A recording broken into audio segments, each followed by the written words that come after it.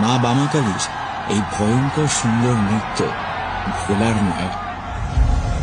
শান্তিপুরের এই 500 বছরের পুরনো বামাকালীর পুজো আজও মাতৃমূর্তির শোভাযাত্রায় সারা পাড়া অন্ধকারে ডুবিয়ে মশাল জ্বালিয়ে বের করা হয়।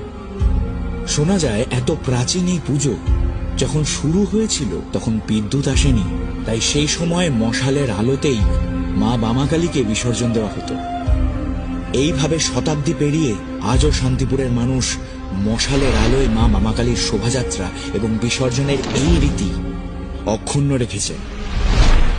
আধুনিকতার ছোঁয়া লাগলেও পুরনো ঐতিহ্য আর বিশ্বাসের বন্ধনকে ভাঙতে পারেনি মা বামাকালীর এই পুজো। তাই শুধু ধর্মীয় আচার নয়, শান্তিপুরের ইতিহাস ও সংস্কৃতির এক অবিচ্ছেদ্য অংশ হিসেবে আজও সবার মনে আলো জ্বালিয়ে রেখেছে।